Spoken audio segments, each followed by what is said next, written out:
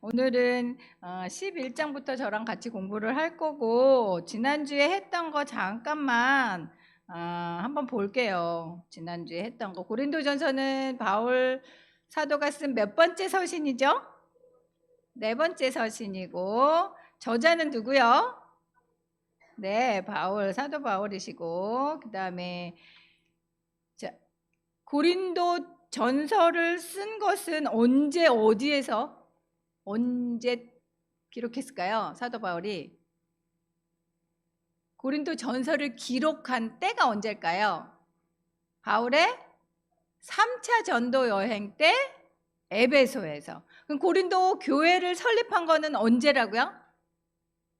바울의 2차 전도 여행 때. 그러니까 교회가 먼저 설립이 됐고 바울이 떠나고 나서 아볼로가 뒤이어서 고린도 교회에 와서 사역을 했고, 그리고 이제 바울은 에베소 지역에 선교를 떠났어요. 근데 이제 여러 가지 문제가 있다, 고린도 교회에 여러 가지 문제가 있다 이러는 소식을 듣고 쓴 편지가 바로 고린도 전서다 그랬습니다. 그래서 고린도 전서는 사실 드러내놓기 부끄러운 교회의 여러 가지 문제들을 기록을 하고 있다라 그랬어요. 그래서 그런 문제들, 고린도 교회가 갖고 있는 여러 가지 분쟁이나 문제들에 대해서 바울이 책망을 하고, 그 다음에 7장 이후부터는 고린도 교회 성도들이 바울에게 질문한 그런 여러 가지 질문들에 대해서 답변해주는 형식으로 글을 쓰고 있다라고 이야기를 했었습니다. 그래서 고린도 교회 성도들이 잘못하고 있는 것에 대해서 1장부터 6장까지 책망하는 모습들 나왔고, 7장 이후부터는 고린도 교회 성도들이 질문한 여러 가지 것들, 결혼이라든지 헌금이라든지 은사라든지 여러 가지 것들에 대해서 답변해주는 그런 글이라고 그랬습니다. 그래서 저희가 지난번에 어디까지 봤었냐면요, 책 24쪽까지 봤었어요.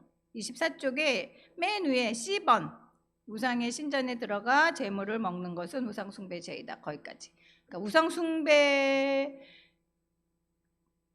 위해서 제사를 드렸던 그 고기들을 먹는 것, 그런 것들에 대해서 사도 바울은 다른 사람의 신앙을 유익을 위해서는 내가 먹을 수 있지만 먹지 않을 수 있어야 한다.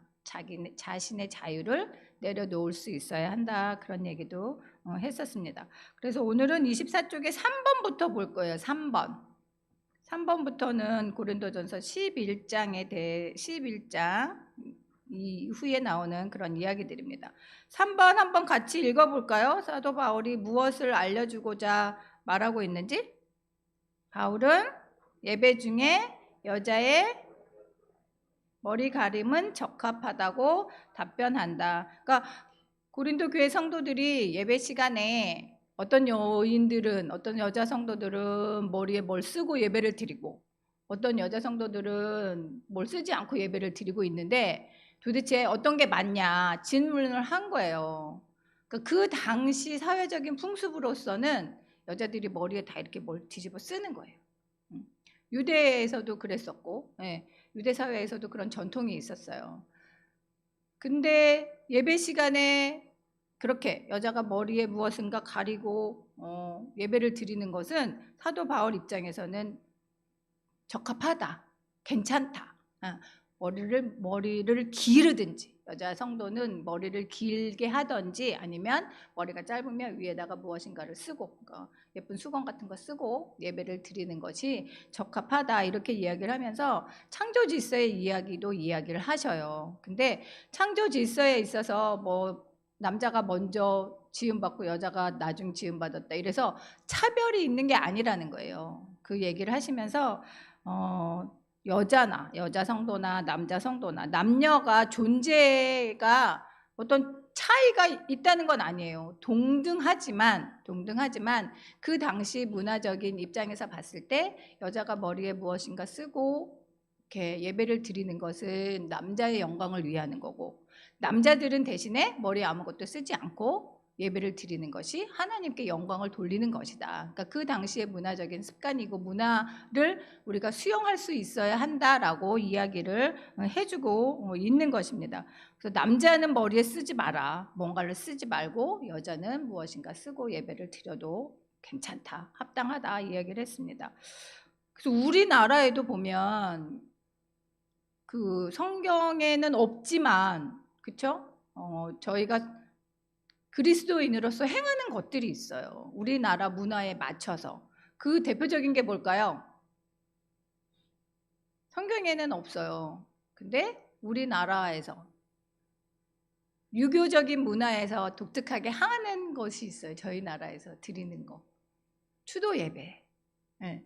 추도 예배도 사실은 제사 문화잖아요. 유교적인 나라였으니까 제사를 드리는 것을 지금은 저희는 추도 예배로 드리잖아요.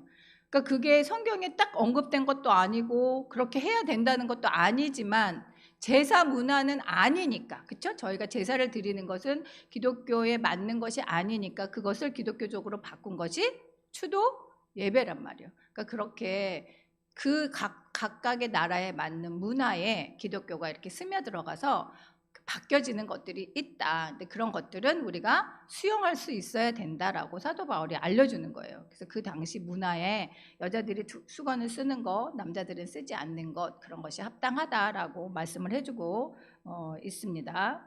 그래서 11장 11절 12절 같이 읽어보도록 하겠습니다. 고린도전서 11장 11절 12절 함께 읽겠습니다. 시작. 그러나 주 안에는 남자 없이 여자만 있지 않고 여자 없이 남자만 있지 아니하니라. 이는 여자가 남자에게서 난 것 같이 남자도 여자로 말미암아 났음이라. 그리고 모든 것은 하나님에게서 났느니라.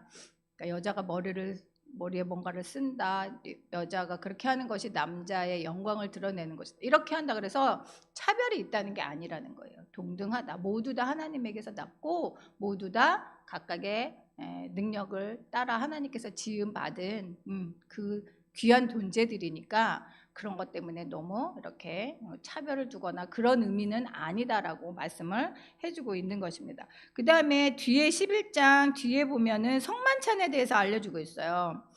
그러니까 성만찬, 저희가 성만찬도 하잖아요. 만찬하고 그 당시에는 주의 만찬이라고 그래서 성도들이 함께 음식을 가져와서 같이 음식을 나누고 만찬을 나누고 성만찬 의식을 행하고 이렇게 했었는데 문제가 생겼다는 거예요.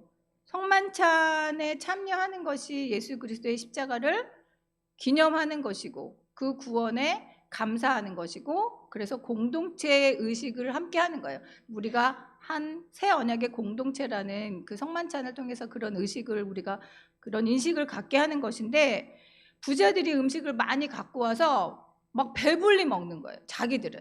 그리고 막 음료수, 포도주도 막 많이 먹어서 막 취할 정도로 먹었다는 거예요.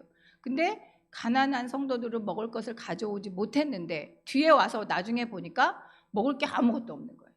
그러면서 그렇게 내 만족을 위해서 성만찬을 하는 것은, 주의 만찬을 하는 것은 옳지 않다. 그렇게 하는 것은 가난한 성도들을 차별하는 거다. 그리고 가난한 성도들을 마음을 상하게 하는 것이다. 그것은 주의 만찬을 바르게 행하는 것이 아니다, 잘못된 것이다라고 말씀을 해주고 있습니다. 그래서 11장 22절 보겠습니다. 11장 22절. 너희가 먹고 마실 집이 없느냐? 너희가 하나님의 교회를 업신 여기고 빈궁한 자들을 부끄럽게 하느냐? 그러니까 부자 성도들이 막 자기들이 먹고 취하고 막 이렇게 하니까 그렇게 얘기를 하셨고, 또 11장 27절 보겠습니다. 주의 만찬에 대해서 말씀하시는 11장 27절 같이 읽도록 하겠습니다. 주의 떡이나 잔을 합당하지 않게 먹고 마시는 자는 주의 몸과 피에 대하여 죄를 짓는 것이니라.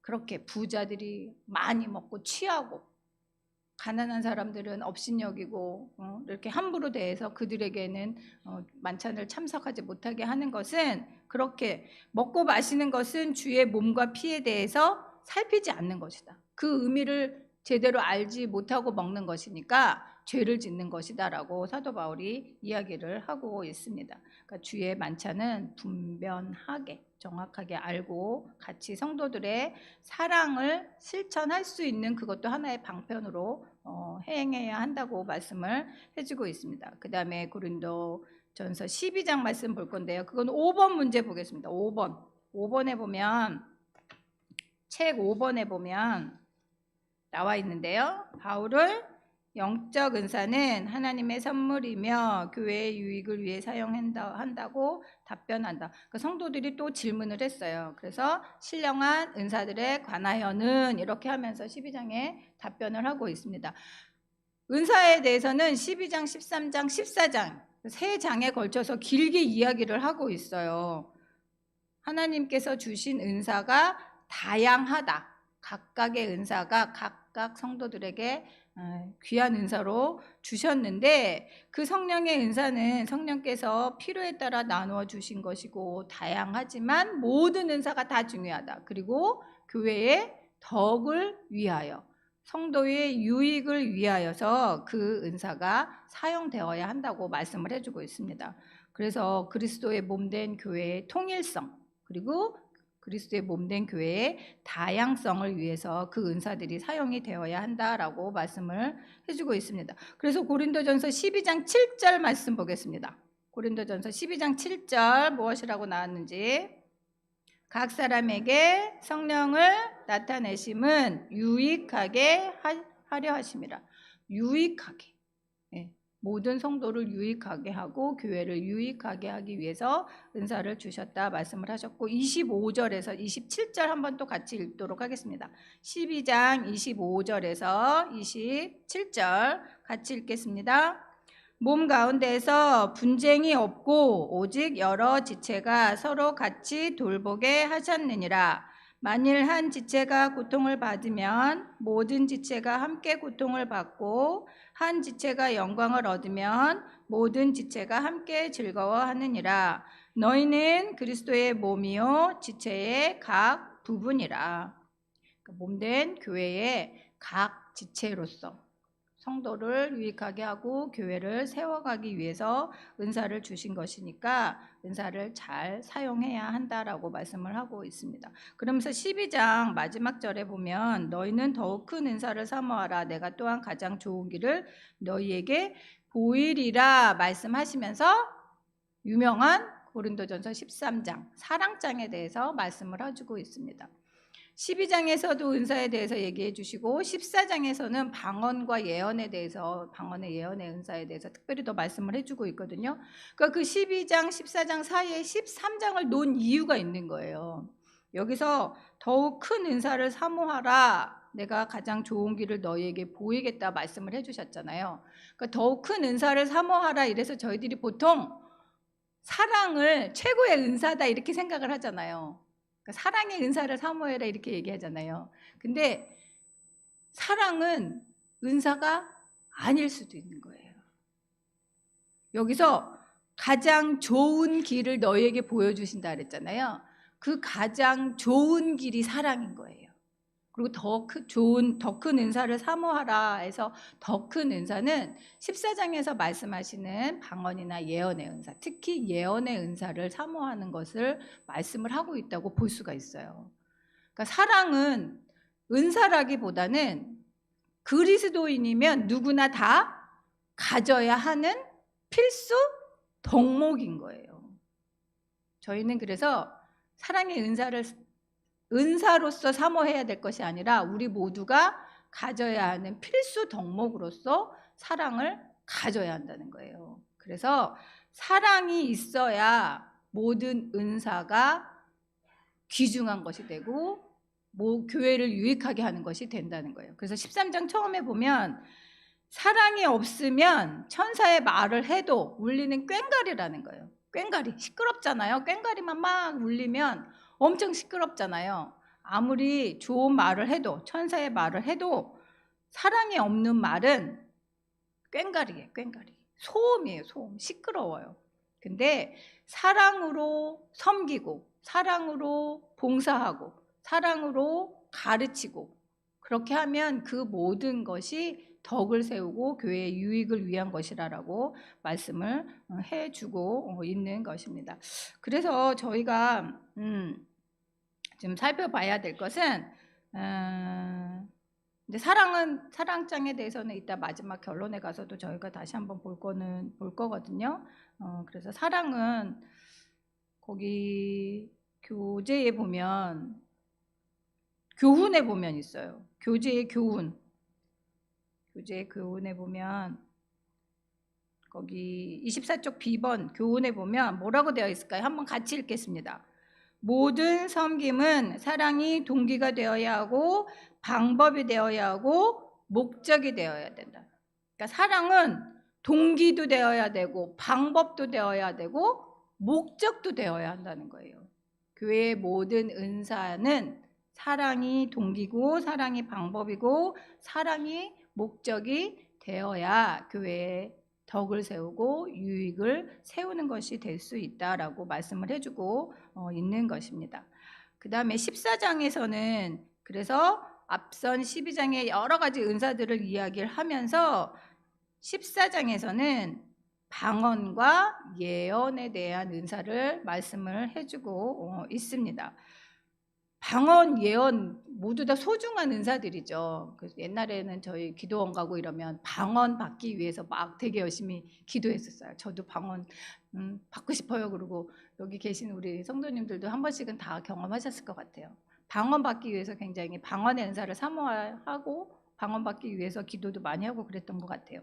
근데 방언도 소중하고 예언도 소중해요. 근데 여기서 사도 바울이 더 얘기를 하는 것은 공적인 예배의 자리에서 방언을 어떻게 해야 되고 예언을 어떻게 해야 된다는 걸 알려주는 거예요. 예배의 질서를 위해서 12장에 있는 그 여러 은사들도, 그리고 14장에 나오는 그 방언과 예언의 은사들도 공적인 예배를 위해서는 질서 있게 해야 된다라는 걸 말씀을 해주고 있어요. 그래서 14장의 말씀이 1절부터 40절까지가 있는데, 사랑과 함께 그리고 방언의 은사를 사용할 때 조심해야 되는데 무엇을 조심해야 되냐면, 방언하는 것은, 내가 방언하는 것은 옆에 사람이 알아듣나요? 못 알아듣나요?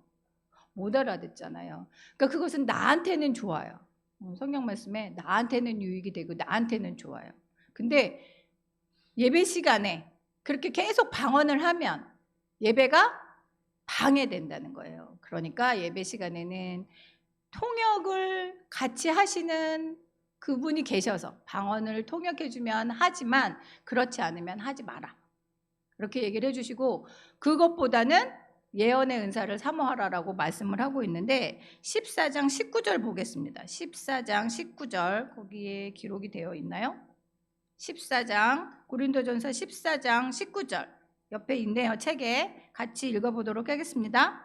그러나 교회에서 내가 위하여 깨달은 마음으로 5마디 말을 하는 것이 1만 마디 방언으로 말하는 것보다 나으니라. 그러니까 1만 마디 방언하는 것보다 깨달은 말 5마디가 더 좋다 얘기하시잖아요. 여기서 깨닫는 말, 그것이 바로 예언이에요. 그 예언은 우리가 생각하면 어떤 미래의 일을, 알지 못하는 미래의 일을 알려주는 것, 그렇게 생각하잖아요. 그게 아니에요. 성경에서 말씀하시는 구약의 예언은 좀 그런 면도 있었지만 신약에서 예언은 그런 의미가 아니에요. 미래의 일을 점치듯이 알려주는 거, 그게 예언이 아니고 하나님의 말씀을 풀어서 알려주는 거, 그게 예언인 거예요. 그러니까 방언을 하는 것은 나 혼자의 유익이니까 나 혼자 하지만, 모든 공적인 예배나 공적인 모임에 있어서는 예언을 더 해라, 그렇게 말씀을 해주고 있어요. 깨닫는 성도들을 깨닫게 하고 다른 사람들을 깨닫게 하는 그 일에 힘쓰라고 말씀을 해주고 있습니다. 그래서 여기 사도 바울 선생님이 뭐라고 얘기를 하냐면, 교회에 누가 모르는 사람이, 예수님을 믿지 않는 사람들이 왔는데 성도들이 다 방언을 하고 있으면 다 미쳤다고 하지 않겠냐. 그러니까 그거는 다른 사람들에게 덕이 되지 않는다. 그러니까 방언보다 하나님의 말씀을 깨닫고 그 말씀을 같이 나누는데 좀 더 힘을 써라라고 이야기를 하고 있습니다. 그래서 방언의 은사가 나쁘다 이런 건 아니에요. 다 모두 다 소중하지만, 그래서 질서의 하나님이시니까 질서 있게 화평을 세워서 은사를 사용하라고 말씀을 해주고 있습니다. 14장 26절 한번 같이 읽겠습니다. 고린도전서 14장 6절. 그런즉 형제들아 어찌할까 너희가 모일 때에 각각 찬송시도 있으며 가르치는 말씀도 있으며 계시도 있으며 방언도 있으며 통역함도 있나니 모든 것을 덕을 세우기 위하여 하라. 모든 것을 덕을 세우기. 예배 때 찬송도 부르고 말씀도 있고 그렇죠? 방언도 있고 하지만 모든 것을 덕을 세우기 위하여서 질서 있게 하라고 말씀을 하고 있습니다. 그래서 14장을 자세히 읽어보시면 교회의 덕을 세우기 위하여, 덕을 세우기 위하여, 교회의 덕을 세우기 위하여라는 말이 계속해서 많이 나오고 있어요. 14장 4절에도 교회의 덕을 세우나니 5절에도 교회의 덕을 세우지 아니하면 또 12절에도 교회의 덕을 세우기 위하여 다 교회의 덕을 세우기 위하여 교회의 유익을 위하여는 모든 은사들을 특히나 방언의 은사들을 사용할 때는 질서 있게 그리고 예언의 은사를 하는 것에 더 치중하라고 말씀을 하고 있습니다. 그래서 14장 40절을 보면 뭐라고 되어 있는지 같이 읽어보도록 하겠습니다. 모든 것을 품위 있게 하고 질서 있게 하라. 네, 하나님께서는 질서의 하나님이시고 화평의 하나님이시고 품위 있게 하라고 성도들이 품위 있게 질서 있게 공공의 예배 모임에 참석할 것을 당부를 해주고 있습니다. 그 다음에 15장은 부활, 그리스도의 부활에 대해서 말씀을 해주고 있습니다. 15장이 굉장히 길어요. 1절부터 58절까지 있어요. 부활에 대해서 이렇게 자세하게 알려주는 성경 구절이 없어요. 있기는 있지만 이렇게 한 장 전체를 다 할애해서 그리스도의 부활이 어떤 의미고 우리가 부활에 참여하는 것이 어떤 의미인지 그리고 우리도 부활의 소망을 갖고 있어야 하는 것이 어떤 의미인지 자세히 알려주는 것이 고린도전서 15장이에요. 그래서 고린도전서 15장의 별명이 뭐냐면 부활장이에요. 고린도전서 13장은 사랑장이잖아요. 고린도전서 15장은 그래서 부활장.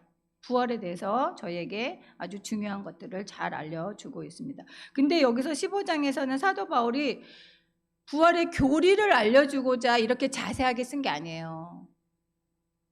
예수 그리스도와 연합한 자, 그래서 예수님과 죽었다가 예수님과 다시 살아난 우리는 지금 현재 하는 이 모든 수고가 헛되지 않은 이유가 예수 그리스도의 부활과 연결되어 있다는 거예요.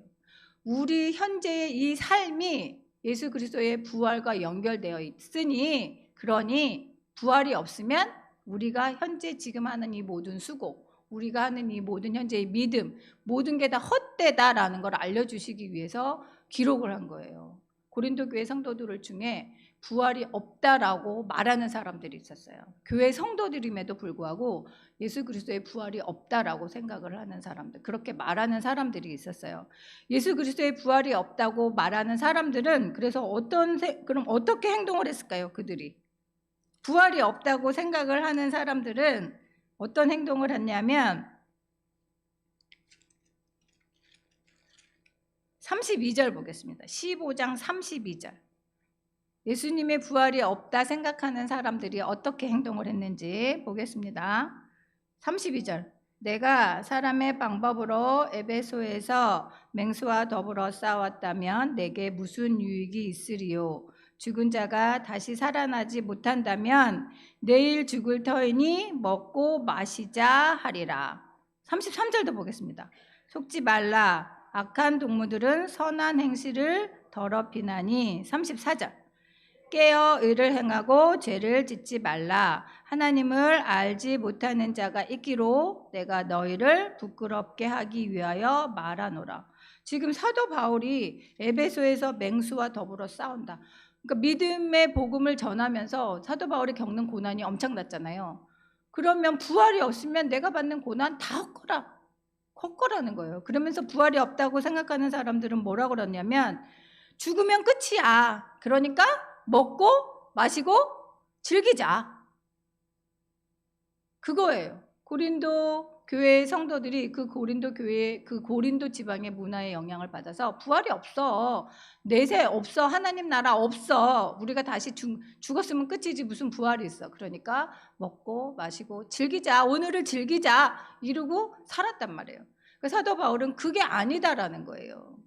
그게 아니니까 내가 믿음의 경주를 하고 있고 믿음의 수고를 하고 있고 힘들어도 인내하며 믿음을 전하고 있는 이유는 부활이 있기 때문이다. 예수 그리스도의 부활이 있기 때문이다라고 말씀을 하고 있습니다. 그래서 15장 처음부터 보면 예수 그리스도께서 부활하신 후 게바에게 나타나시고 또 12 제자에게 나타나시고 500여 형제에게 나타나시고 사도 바울 자신에게도 나타나셨었다.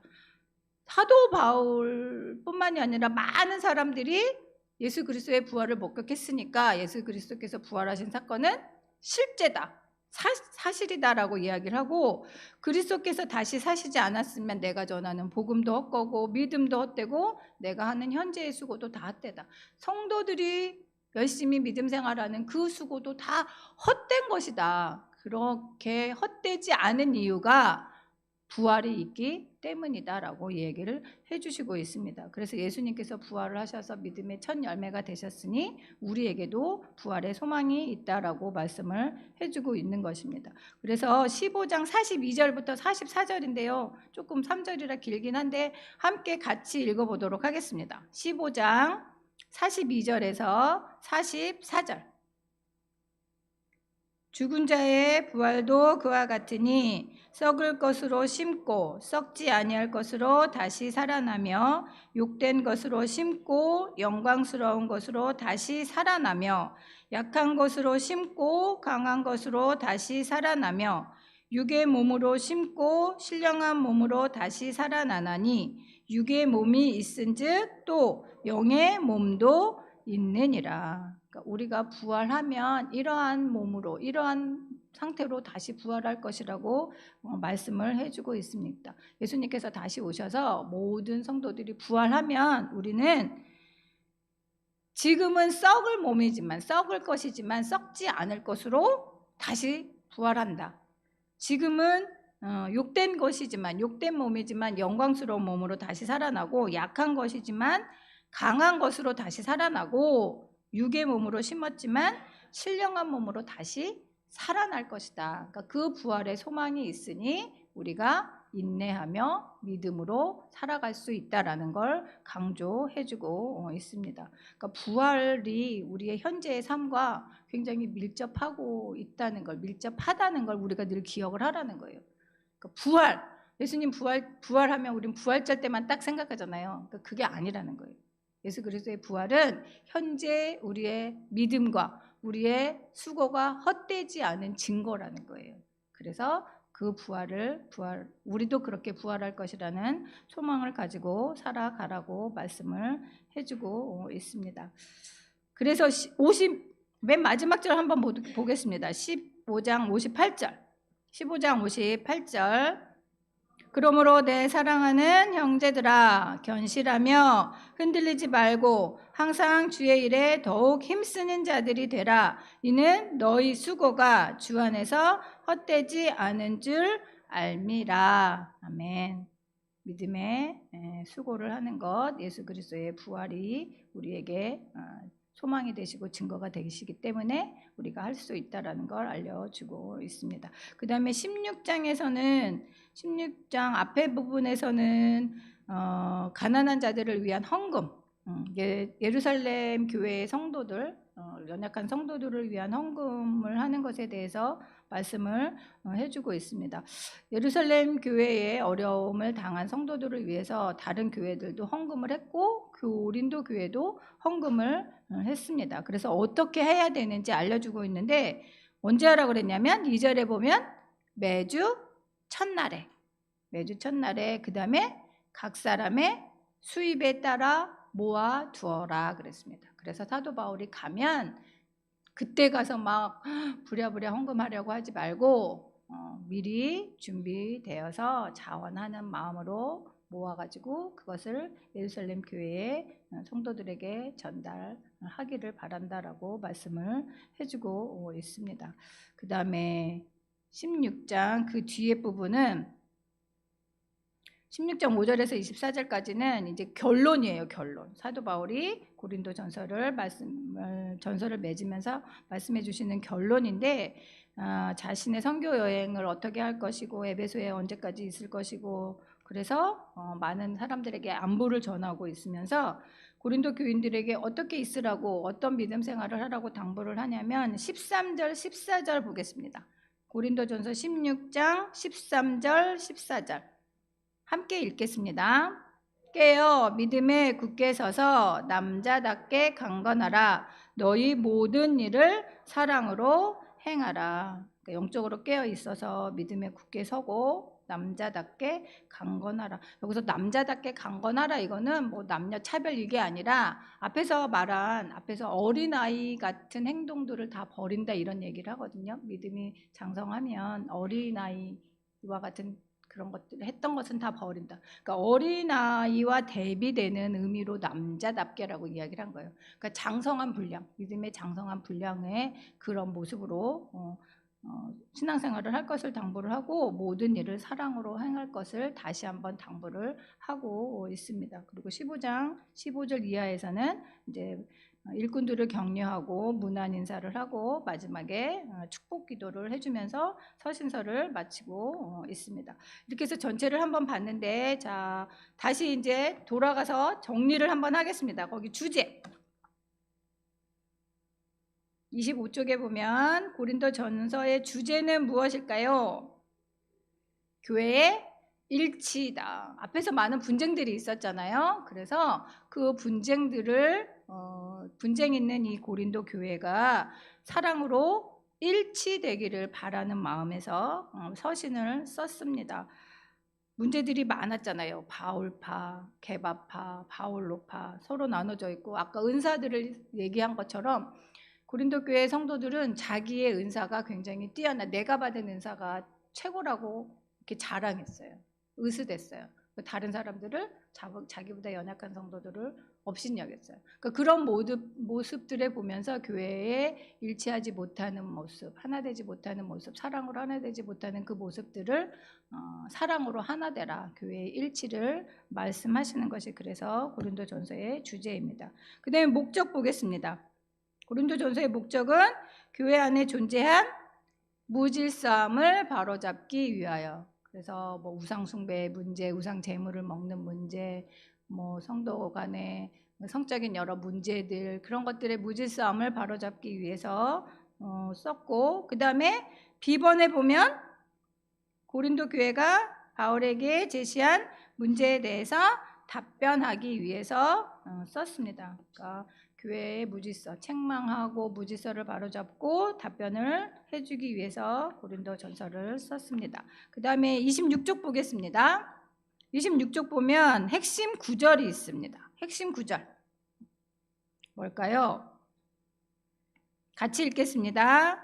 너희 몸은 너희가 하나님께로부터 받은 바 너희 가운데 계신 성령의 전인 줄을 알지 못하느냐? 너희는 너희 자신의 것이 아니라 값으로 산 것이 되었으니 그런즉 너희 몸으로 하나님께 영광을 돌리라. 하나님께 영광을 돌리고 무엇을 하든지 먹든지 마시든지 무엇을 하든지 하나님께 영광을 돌리는 삶을 살라고 말씀을 해 주셨습니다. 그 다음에 핵심장은 당연히 고린도전서 13장. 네, 다 잘 많이 외우시잖아요. 네, 사랑이 어떠한 것인지, 사랑의 속성에 대해서 알려주고 있는 그 핵심장이 13장입니다. 고린도 교회의 문제가 그 하나님의 진정한 사랑을 추구하지 않은 결과로 분쟁도 있었고, 물질서도 있었고, 그리고 많은 타락하는 문제들도 많이 있었습니다. 하나님 사랑을 정확히 깨달았다면 고린도 성도들이 그렇게 하지 않았을 것이니 그 하나님 사랑에 기반한 사랑을 가지고 모든 교회의 일들을 감당할 것을 말씀을 해주고 있는 것입니다. 그리고 성도들이 보면 예배에서도 자기가 받은 은사를 자랑하기에 바빴단 말이에요. 나는 방언 받았어, 나는 예언 받았어, 이렇게 무질서하게 했었단 말이에요. 그래서 그런 질서들을 유지하고 모든 것들을 하나님의 영광을 위해서 예배를 드리면은 더욱더 하나님의 영광을 위하고 하나님께서 원하시는 화평을 위해서 할 것을 그래서 당부를 하면서 사랑을 굉장히 강조를 하고 있습니다. 그래서 적용 면에서 한번 보겠습니다. 적용 A번 당신의 몸으로 하나님께 영광을 드리라. 하나님께 영광을 돌리라. 왜 그래야 될까요? 왜? 우리 몸으로 하나님께 영광을 돌려라 그랬습니다. 왜 그렇게 해야 되나요? 첫 번째 이유. 우리의 몸은 그리스도의 지체이기 때문입니다. 몸된 그리스도의 지체, 머리이신 예수 그리스도를 중심으로 몸된 지체이기 때문에 우리의 몸을 통해서 하나님께 영광을 돌려라 라고 말씀을 해주고 있습니다. 그 다음에 두 번째는 뭐라고 되어 있나요? 우리 몸을 주님의 거룩한 도덕적 예증으로 삼아라 그랬습니다. 예증, 증표라는 거예요. 다른 사람들에게 보여줄 수 있는 것이라는 거예요. 내가 그리스도의 사랑을 드러내는 사람이다라는 걸 보여줄 수 있는 증거, 예증이라는 거예요. 그렇기 때문에 우리의 몸으로 하나님께 영광을 돌려야 하는 것이고, 그 다음에 세 번째는 우리의 몸은 살아계신 성령의 전이기 때문이다. 고린도전서 6장 16절 그래서 성령이 우리 안에 계시고 우리가 성령의 전이니까 귀한 성령의 모습으로 성령께서 내주하시는 성령의 전의 모습으로 우리가 주를 위하여 하나님의 영광을 위하여 살아가라고 말씀을 해주고 있습니다. 그 다음에 B번에 보겠습니다. 적용면에서 B번 같이 읽겠습니다. 당신의 영적 은사를 발견하고 개발하고 교회의 유익을 위하여 사용하라. 그러니까 우리가 받은 은사가 굉장히 다양하단 말이에요. 그러면 성도님들이 내가 받은 은사가 뭘까 한 번쯤은 생각해 볼 수 있잖아요. 내가 받은 은사가 무엇일까? 하나님께서 나에게 주신 은사가 이거 같은데 그렇게 하면 그 은사를 더 교회의 유익을 위해서 개발하고 사용할 수 있어야 된다는 거예요. 하나님께서 주신 은사를 그냥 나만 간직하지 말고 교회의 유익을 위해서 사용할 수 있어야 한다는 것이에요. 여러분들 많은 성도님들 계시지만 내게 주신 은사, 하나님께서 나에게 주신 은사가 무엇인지 곰곰이 한번 생각해 보셨으면 좋을 것 같아요. 내게 주신 은사. 우리 교회 성도님들 받으신 은사가 다양하단 말이죠. 그죠?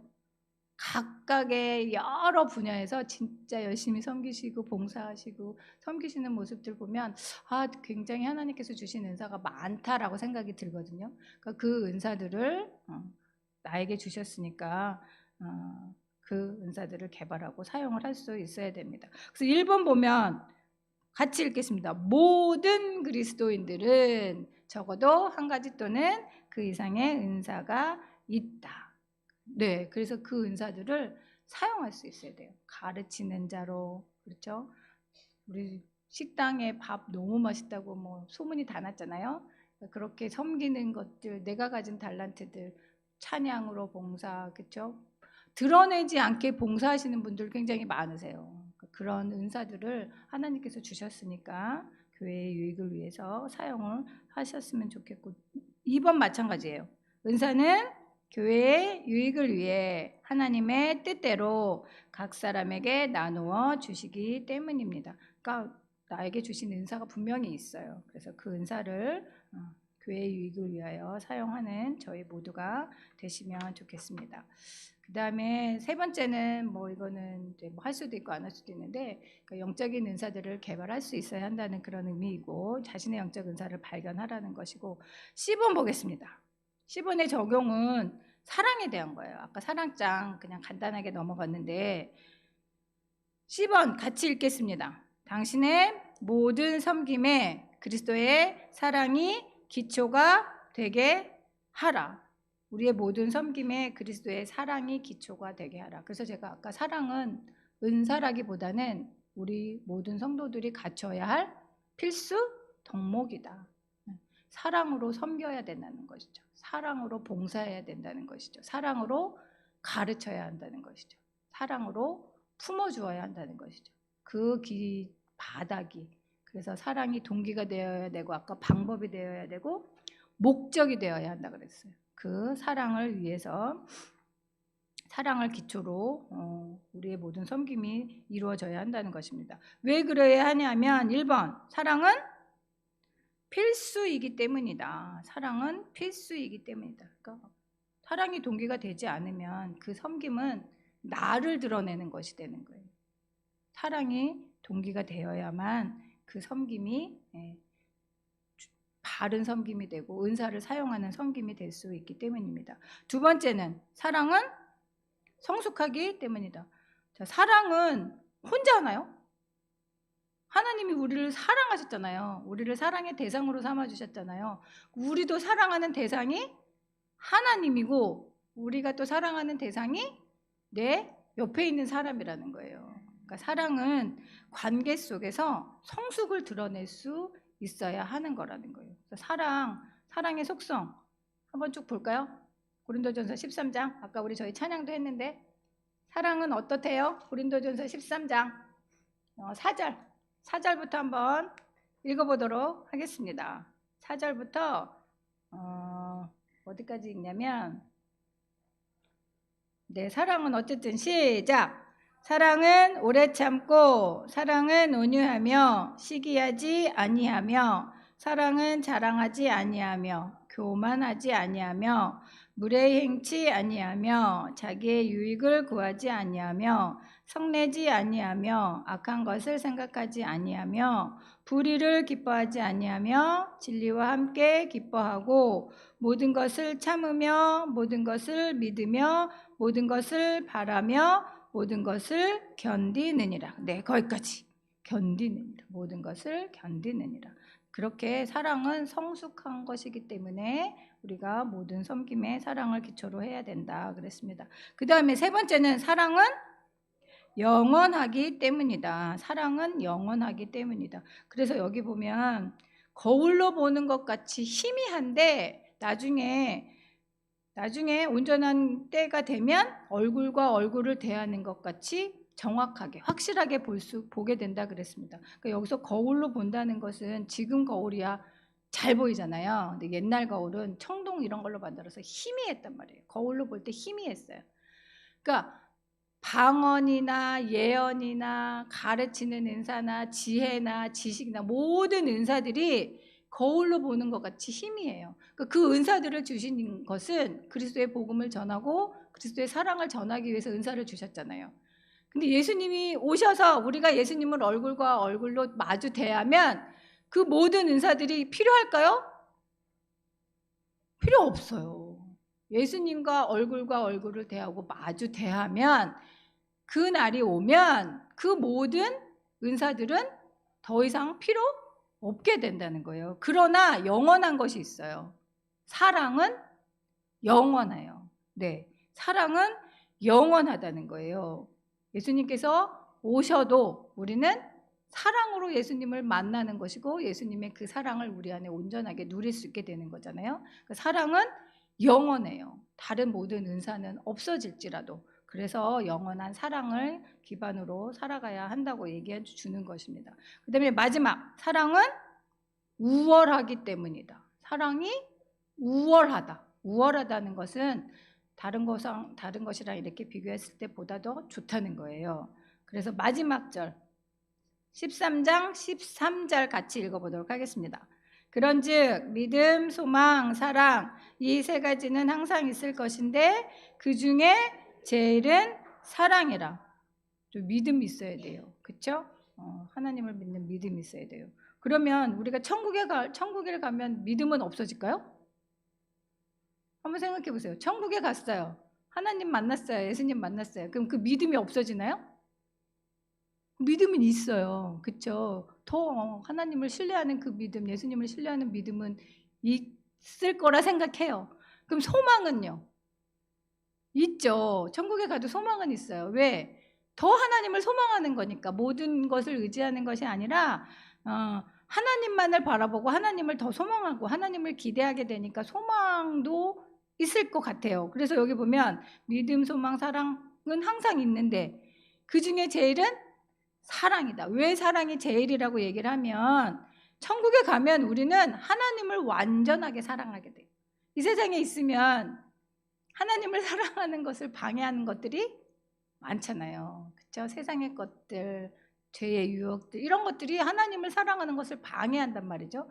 근데 천국에 가도 그 사랑은 하나님을 만난 그 사랑은 지속된단 말이죠. 그리고 함께 천국에 있는 모든 성도들을 사랑하는 그 마음도 영원하고 계속될 거라는 거죠. 그래서 사랑이 제일이라는 거예요. 믿음, 소망, 사랑 항상 있고 그중에 제일은 사랑이다. 그러니까 그 사랑의 덕목을 가지고 사랑이 동기가 되고 방법이 되고 목적이 되어서 교회의 유익을 위하고 교회의 덕을 세우기 위해 교회가 연합되고 교회가 하나 되어서 그리스도의 영광을 위하여 하나님의 영광을 위하여 성도로 살아가라. 그 말씀을 하기 위해서 고린도 전서를 쓰셨다는 것입니다.